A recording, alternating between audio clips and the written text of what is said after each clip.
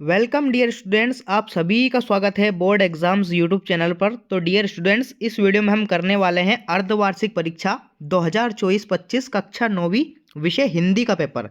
आपको पता ही है कि आपकी अर्धवार्षिक परीक्षाएं दिनांक 9 दिसंबर से शुरू होने वाली है। चाहे आप 9वीं में हो, 10वीं में हो, 11वीं में हो या 12वीं में हो, तो आपकी अर्धवार्षिक परीक्षाएं दिसंबर माह में होने वाली है। तो इसका मैं कंप्लीट आपको तैयारी इसी यूट्यूब चैनल पर कराने वाला हूं।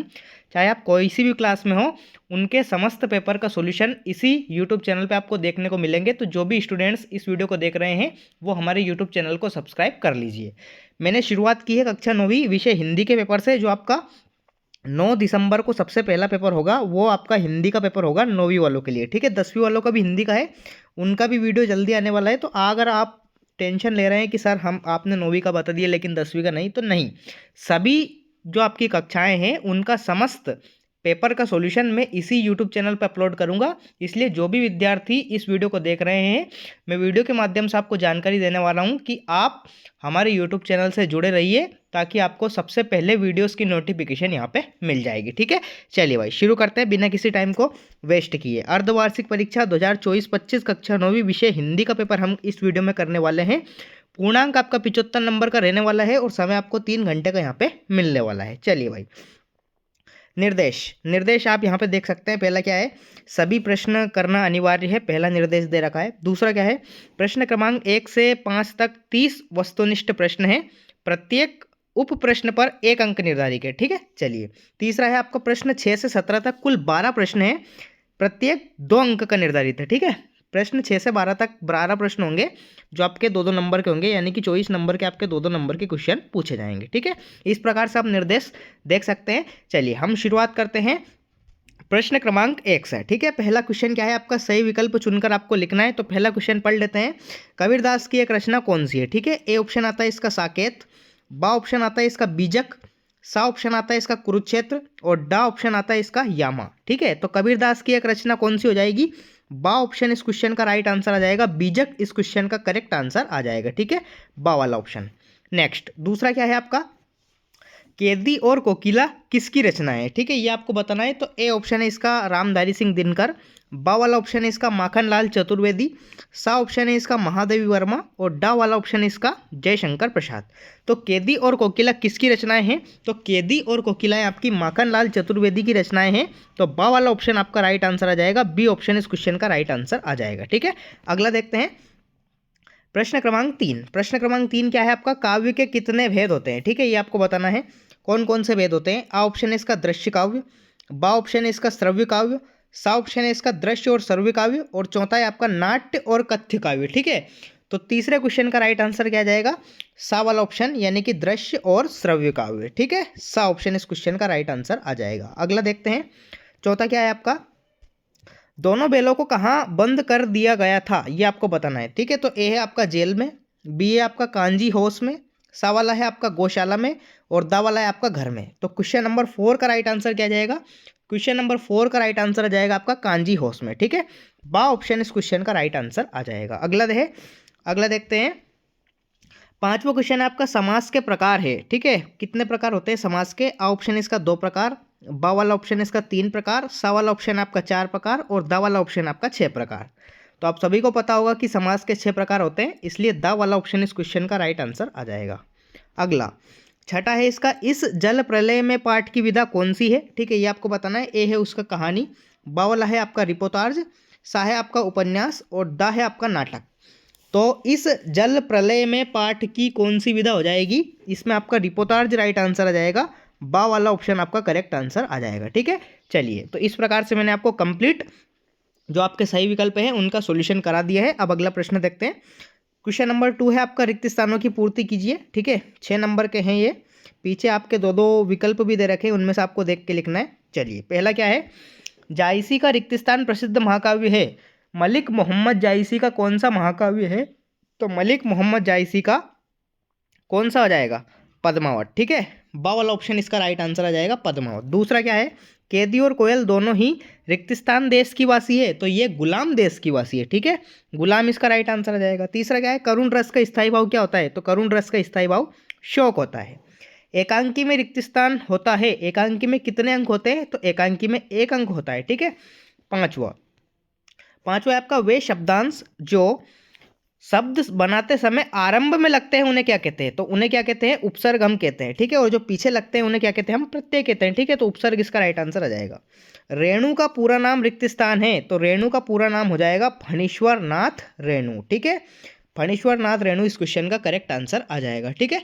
चलिए, तो इस प्रकार आपके रिक्त स्थान की पूर्ति हो जाएगी। अगला क्या है आपका तीसरा क्वेश्चन। तीसरा प्रश्न है आपका सत्य असत्य का चयन करके आपको लिखना है। 6 क्वेश्चन दे रखे हैं, चलिए इनको देख लेते हैं। पहला क्या है? कबीर एक समाज सुधारक थे, तो बिल्कुल सही बात है, ठीक है। सत्य आ जाएगा, पहले में आपका राइट आंसर सत्य आने वाला है। दूसरा क्या है? जिसके कारण मन में भाव जागृत होते हैं उसे आलंबन कहते हैं, बिल्कुल सही बात है, ये भी आपका सत्य होने वाला है, ठीक है। दूसरे में भी आपका सत्य आ जाएगा। तीसरा क्या है? तीसरा है आपका रामचरितमानस एक महाकाव्य है, तो ये तो सभी को पता है कि रामचरितमानस एक महाकाव्य है, इसलिए इसमें सत्य आ जाएगा। चौथा क्या है? चौथा है आपका तिब्बती जमीन छोटे बड़े जागीरदारों में बटी है, बिल्कुल सही बात है, ये भी आपका सत्य होने वाला है। पांचवा क्या है? उत्थान का विलोम पद उन्नति है, नहीं, ये आपका गलत हो जाएगा, असत्य आ जाएगा इसमें, ठीक है। छठा क्या है? छठा है आपका नानी के मन में देश के आज़ादी के प्रति जुनून था, बिल्कुल सही है, ठीक है, ये भी आपका सत्य होने वाला है, ठीक है। तो इस प्रकार से आपके सत्य असत्य यहाँ पे हो जाएंगे। चलिए अगला प्रश्न देखते हैं। प्रश्न क्रमांक 4 क्या है आपका? सही जोड़ी बनाइए, ठीक है, आपको सही जोड़ी बनाना है। चलिए देख लेते हैं इनको। स्तंभ, आपको स्तंभ बा से मैच करना है, ठीक है। थोड़ा सा ऊपर कर देता हूँ ताकि आपको पूरी की पूरी नजर आ जाए। चलिए, आचार्य महावीर प्रसाद, इसको कहीं से मैच करना है आपको? इसको मैच करना है आपको सरस्वती पत्रिका से, ठीक है। पहले को मैच करना है आपको बी से, सरस्वती पत्रिका। दूसरा क्या है आपका? उपन्यास सम्राट, उपन्यास सम्राट को आपको मैच करना है प्रेमचंद से, ठीक है। प्रेमचंद को उपन्यास सम्राट कहा जाता है, आप सभी को पता है। तीसरा क्या है? यात्रा का सजीव चित्रण, यात्रा का सजीव चित्रण कौन सा जाएगा आपका? यात्रा वृत्तांत, ठीक है, तीसरे में जाएगा आपका यात्रा वृत्तांत। चौथा क्या है? नाटक, नाटक को आपको कहीं से मैच करना है? नाटक में कितने अंक होते हैं? अनेक अंक होते हैं, ठीक है, अनेक अंक से इसको मैच करना है। पांचवा क्या है? फणीश्वर नाथ रेणु, तो ये फणीश्वर नाथ रेणु कौन है? आंचलिक उपन्यासकार है, ठीक है, डी ऑप्शन से इसको मैच करना है। और आखिरी है आपका उल्लू बनाना, तो किसी को उल्लू हम बनाते हैं तो उसको क्या बनाते हैं? उसको मूर्ख बना देते हैं, तो ये आपका राइट आंसर आ जाएगा, ठीक है। तो इस प्रकार से आपकी 6 नंबर की सही जोड़ी यहाँ पे कंप्लीट हो जाती है, ठीक है। चलिए प्रश्न नंबर 5, प्रश्न नंबर 5 क्या है आपका? एक शब्द या एक वाक्य में उत्तर आपको देना है। यहाँ पे भी आपके 6 क्वेश्चन पूछे गए हैं, चलिए इनको मैं आपको बता देता हूँ। पहला क्या है? गांव में शहरी मेहमान रिक्त स्थान दामाद की तरह सज धज कर कौन आया था, ठीक है, ये आपको बताना है। तो पहले में आपका राइट आंसर क्या जाएगा? कौन आया था? बादल आया था, ठीक है, बादल, ठीक है, पहले में आपका राइट आंसर क्या जाएगा? बादल। अगला क्या है? दोहा के प्रथम चरण में कितनी मात्राएं होती है, ये आपको बताना है। तो दोहा के प्रथम चरण में 13 मात्राएं होती है, ठीक है, प्रथम और तृतीय चरण में 13, जबकि द्वितीय और चतुर्थ चरण में 11 मात्राएं होती है, ठीक है, इसको आपको ध्यान रखना है। तीसरा क्या है? जिस काव्य का आनंद पढ़कर या सुनकर लिया जाता है उसे क्या कहते हैं? तो उसे हम रस कहते हैं, ठीक है, काव्य को पढ़ते सुनने देखने में जो आनंद की अनुभूति होती है उसे क्या कहते हैं? हम रस कहते हैं। चौथा क्या है? साहित्यिक पुरखे किसे कहा गया है, किसे कहा गया है आपको बताना है। तो ये कहा गया है मुंशी प्रेमचंद को। किसे?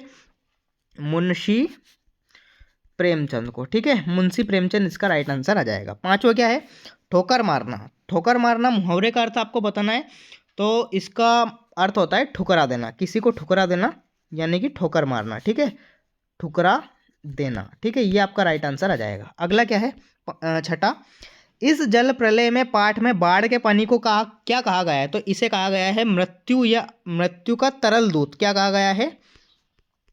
मृत्यु का तरल दूत, ठीक है, मृत्यु का तरल दूत इस क्वेश्चन का करेक्ट आंसर आ जाएगा, ठीक है। तो इस प्रकार से कंप्लीट ऑब्जेक्टिव्स का सॉल्यूशन यहाँ पे कंप्लीट होता है। अब नेक्स्ट हम देखते हैं क्वेश्चन एंड आंसर्स। चलिए क्वेश्चन नंबर 6, क्वेश्चन नंबर 6 क्या है आपका? नई कविता की प्रमुख 2 विशेषताएं लिखिए, इसका अथवा क्या है? छायावाद की प्रमुख 2 विशेषताएं आपको बताना है। प्रश्न क्रमांक 7, कबीरदास के शिल्प सौंदर्य की 2 विशेषताएं लिखिए, इसका अथवा क्या है? सुमित्रा नंदन पंत के भाव सौंदर्य की 2 विशेषताएं आपको बताना है। इन क्वेश्चन का सॉल्यूशन मैं वीडियो के लास्ट में बताने वाला हूँ, इसको इसलिए आपको वीडियो को कंप्लीट वॉच करना है ताकि आपको इसको सॉल्यूशन भी आसानी से मिल जाए, ठीक है। क्वेश्चन नंबर 8 पढ़ लीजिए आप। कवि पंत ने गांव को हरता जनमन क्यों कहा गया है, और अथवा इसका गांव को मरकट डिब्बे सा खुला क्यों कहा गया है, ठीक है, ये आपको बताना है। प्रश्न क्रमांक 9, दोहा छंद की परिभाषा उदाहरण सहित आपको बताना है। इसका अथवा क्या है? अनुप्रास अलंकार की परिभाषा उदाहरण सहित लिखिए। ठीक है, ये आपको बताना है। प्रश्न क्रमांक 10, महाकाव्य और खंडकाव्य में कोई दो अंतर आपको बताना है। इसका अथवा क्या है? रस किसे कहते हैं? रस के अंगों के नाम आपको लिखना है। ठीक है। प्रश्न क्रमांक 11, 12, 13, 14 आप आपकी स्क्रीन पर देख सकते हैं। प्रश्न क्रमांक 11, प्रेमचंद की दो रचनाएं लिखते हुए उनकी भाषा शैली की दो विशेषताएं लिखिए। अथवा क्या है? महादेवी वर्मा की दो रचनाएं लिखते हुए उनकी भाषा शैली की विशेषताएं आपको बताना है। ठीक है। प्रश्न क्रमांक 12 आप देख सकते हैं, छोटी बच्ची को बैलों के प्रति प्रेम क्यों उमड़ गया? और इसका अथवा क्या है? किस घटना ने सालिम अली के जीवन की दिशा को बदल दिया? ठीक है, ये आपको बताना है। प्रश्न क्रमांक 13, गद्य की प्रमुख विधाओं के नाम आपको बताना है। इसका अथवा क्या है? कहानी उपन्यास में कोई दो अंतर। ठीक है। प्रश्न क्रमांक 14 आप देख सकते हैं, निपात शब्द क्या है? लिखिए। और इसका अथवा क्या है? तत्सम शब्द किसे कहते हैं? उदाहरण सहित आपको बताना है। प्रश्न क्रमांक 15, 16, 17 ठीक है, ये दो नंबर के क्वेश्चन है। चलिए इनके आंसर मैं आपको बता देता हूँ। पहले क्वेश्चन नंबर 15 आप पढ़ लीजिए, मुहावरे एवं लोकोक्तियों में अंतर लिखिए। इसका अथवा क्या है? सालिम अली पक्षी प्रेमी कैसे बने? लिखिए। ठीक है। प्रश्न क्रमांक 16 क्या है? संधि समास में कोई दो अंतर लिखना है आपको। अथवा क्या है? निम्नलिखित मुहावरों के अर्थ सहित वाक्य बनाकर आपको लिखना है। ठीक है। प्रश्न क्रमांक 17 और 18 ये भी आप देख लीजिए। प्रश्न क्रमांक 17 क्या है? मृदुला गर्ग अपनी नानी से क्यों प्रभावित थी? इसका अथवा क्या है? रीढ़ की हड्डी एकांकी का उद्देश्य आपको बताना है। ठीक है। प्रश्न क्रमांक 18 ये आपका 3 नंबर का क्वेश्चन यहाँ से स्टार्ट होता है। प्रश्न क्रमांक 17 तक 6 से 17 जो है इनके सॉल्यूशन मैं आपको बताने वाला हूँ, इसलिए आप वीडियो में बने रहिए। ठीक है। क्वेश्चन नंबर 18 क्या है आपका? निम्नलिखित पद्यांश की संदर्भ प्रसंग सहित भावार्थ लिखिए। ये आपके दो दे रखे हैं, कोई सा भी आप एक कर सकते हैं। ठीक है, या तो आप ये कर सकते हैं, प्रेमी ढूंढत में फिरो ये वाला, या फिर आप ये कर सकते हैं, बाल के सांपों में अंकित। ठीक है, दोनों में से कोई सा आप कर सकते हैं। चलिए तो हम देखते हैं आप क्वेश्चन एंड आंसर्स के जो सॉल्यूशन है क्वेश्चन नंबर 6 से क्वेश्चन नंबर 17 तक। क्वेश्चन नंबर 6 का सॉल्यूशन आपका ये हो जाएगा। ठीक है, नई कविता की दो विशेषताएं। नेक्स्ट क्वेश्चन नंबर 6 का अथवा छायावाद की प्रमुख विशेषताएं, इनके आप स्क्रीनशॉट लेते जाइए और इनको अच्छी तरह से आप याद कर लीजिए। ठीक है, क्वेश्चन नंबर 6 का अथवा हो जाएगा। क्वेश्चन नंबर 7 का आंसर आपकी स्क्रीन पर है और 7वें का अथवा ये यहाँ पे दे रखा है आपकी स्क्रीन पर। क्वेश्चन नंबर 8 का आंसर आप देख सकते हैं। 8वें के अथवा का आंसर भी आप देख सकते हैं। ठीक है, मरकत पन्ना नामक रत्न को कहते हैं, ये 8वें का अथवा हो जाएगा। क्वेश्चन नंबर 9 का सॉल्यूशन आपकी स्क्रीन पर है। दोहा किसे कहते हैं? तो दोहा की परिभाषा और उदाहरण दोनों दे रखे हैं, आप इसको अच्छी तरह से याद कर लीजिए। क्वेश्चन नंबर 9 का अथवा इनमें अनु का अर्थ ये वाला देख सकते हैं आप। ठीक है, 9वां का अथवा हो जाएगा। क्वेश्चन नंबर 10, महाकाव्य एवं खंडकाव्य में अंतर बताइए। तो देखिए एक साइड महाकाव्य लिखा रहा है, एक साइड खंडकाव्य, दोनों में से आप दो दो अंतर याद कर लीजिए। क्वेश्चन नंबर 10 का अथवा रस की परिभाषा, अंग और स्थायी भाव आपके दे रखे हैं। रस के परिभाषा दे रखी है यहाँ पे, ये रस के 4 अंग दे रखे हैं, ये यहाँ पे 10 रस के प्रकार दे रखे हैं और इनके स्थायी भाव यहाँ पे दे रखे हैं। ठीक है, क्वेश्चन नंबर 10 का अथवा हो जाएगा। क्वेश्चन नंबर 11, प्रेमचंद का साहित्यिक परिचय आपकी स्क्रीन पर है, आप इसको याद कर लीजिए। ठीक है, शैली वगैरह सब दे रखी है, साहित्यिक परिचय, दो रचनाएं, भाषा, शैली। ठीक है, अगला महादेवी वर्मा की भाषा शैली की विशेषताएं आपकी स्क्रीन पर है, 11वें का अथवा ये हो जाएगा। ठीक है, नेक्स्ट क्वेश्चन नंबर 12, लड़की की माँ मर चुकी थी, सौतेली माँ उसे मारती रहती थी, ये वाला आंसर आपका क्वेश्चन नंबर 12 का हो जाएगा। 12वें का अथवा जो आपका क्वेश्चन है उसका सॉल्यूशन ये यहाँ पे आपकी स्क्रीन पर दे रखा है, तो आप इसका स्क्रीनशॉट ले सकते हैं। क्वेश्चन नंबर 13 का आंसर आपकी स्क्रीन पर है। क्वेश्चन नंबर 13 का अथवा कहानी उपन्यास में कोई 4 अंतर बताइए, ये आपकी स्क्रीन पर है। ठीक है, क्वेश्चन नंबर 14, निपात शब्द किसे कहते हैं, ये आपकी स्क्रीन पर इसका आंसर। और क्वेश्चन नंबर 14वें का अथवा ये भी आपकी स्क्रीन पर आप देख सकते हैं। ठीक है, 15 क्वेश्चन लोकोक्ति मुहावरे में अंतर जो आपसे पूछे गए थे तो उसका आंसर यहाँ पे दे रखा है। और 15 का अथवा ये आपकी स्क्रीन पर है, ये वाला क्वेश्चन। ठीक है, इसका भी आप स्क्रीनशॉट ले सकते हैं, दोनों में से कोई एक कर सकते हैं, मैं आपको दोनों बता रहा हूँ, बहुत ही मेहनत से वीडियो लाया हूँ, इसलिए आप चैनल को सब्सक्राइब कर लीजिए, वीडियो को लाइक कर दीजिए, ताकि आपको नेक्स्ट जो पेपर हैं उनके सॉल्यूशन भी इसी यूट्यूब चैनल पे प्रोवाइड हो जाएं। ठीक है, 15 का अथवा। नेक्स्ट इस प्रकार से मैंने आपको क्वेश्चन 18 तक पूरा सॉल्यूशन बता दिया है। अब नेक्स्ट अपन देखते हैं क्वेश्चन नंबर 19। ठीक है, 19 क्या है आपका? निम्नलिखित गद्यांश की संदर्भ प्रसंग सहित भावार्थ लिखिए। ठीक है, दो दे रखे हैं, दोनों में से आप कोई सा भी एक कर सकते हैं, या तो आप ये कर सकते हैं या आप ये कर सकते हैं। ठीक है, दोनों में से कोई भी आपको एक करना है। ठीक है, नेक्स्ट क्वेश्चन नंबर 20, 20वां प्रश्न है आपका, स्वास्थ्य ही धन है विषय पर एक अनुच्छेद लिखिए। इसका अथवा क्या है? मासिक टेस्ट को लेकर अपने कक्षा अध्यापक से की गई बातचीत को लिखिए। ठीक है, क्वेश्चन नंबर 20 हो जाएगा। नेक्स्ट क्वेश्चन नंबर 21, ठीक है, ये आपका पैसेज दे रखा है, निम्नलिखित गद्यांश को पढ़कर आपको उत्तर देना है। ये यहाँ पे दे रखे हैं, जिसको गद्यांश नहीं करना वो काव्यांश भी कर सकता है, पद्यांश भी कर सकता है। यहाँ पे पद्यांश दे रखा है। इसके जो क्वेश्चन है ये यहाँ पे दे रखे हैं, ठीक है, अगली लाइन में, अगले पेज पर। क्वेश्चन नंबर 22, अपनी परीक्षा की जानकारी देते हुए एक मित्र को एक पत्र लिखना है आपको, और इसका अथवा है अपने प्राचार्य, विद्यालय के प्राचार्य को शाला शुल्क से मुक्ति हेतु आवेदन पत्र लिखिए। ठीक है, ये हो जाएगा आपका 22वां प्रश्न, 4 नंबर का आपसे पूछा गया है।